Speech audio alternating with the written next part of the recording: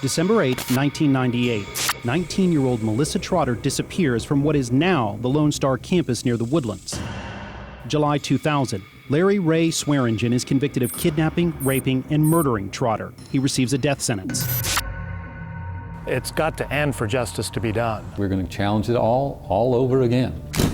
In the nearly 2 decades Larry Ray Swearingen has been on death row, he's maintained his innocence. How many times have you dealt with appeals from Swearingen? Well, I've been personally involved with 3 appeals. Former Montgomery County prosecutor Warren DeProm. If we had a reasonable doubt about his guilt, we wouldn't be here. There should have been a retrial long ago in this case. Defense attorney James Ridding. Do you plan to appeal again on his behalf? Yes, we do. Central to Swearingen's argument is Melissa's time of death. We believe that his conviction rests on a pile of junk science.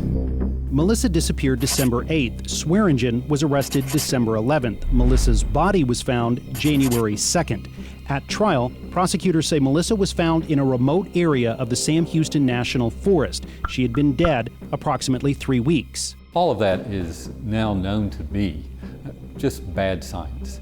Ridding says the state got it wrong, and at least 6 forensic pathologists gave sworn statements Melissa was dumped in the woods after Swearingen was arrested. So far, any of those opinions that have been scrutinized under oath in a hearing on the stand haven't held up. Blackburn says those defense experts gave varying times of deaths and, as he argues, made their opinions in a vacuum. You have to look at it within the totality of all the evidence that was presented and determine, okay, how credible do you think this is?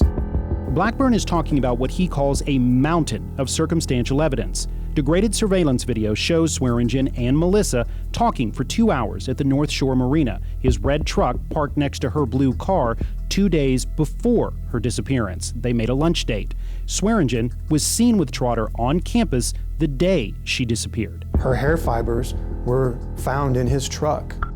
A lighter and cigarettes found at his house that she was seen with that day that she disappeared. Why did he kill her? Because she didn't want to have sex with him. Her torn up school papers were found after she disappeared on a street where Swearingen's family lived. One of the biggest pieces of evidence? Half a pair of pantyhose used to strangle Melissa. The other half of the pantyhose that was used to kill her was found in his trash at his house. And jurors saw this exhibit showing the 2 halves matched along a cut line. The pantyhose absolutely do not match. Ridding says when imaging experts used photos of the 2 halves, it was not a fit.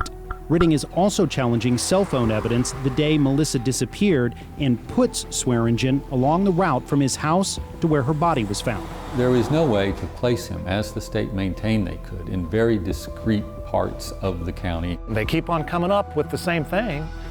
As far as an argument, they tweak it a little bit, and every time it gets shot down, but they come back with more. Ridding has raised some of these arguments in the past. None has convinced the courts there still needs to be a retrial.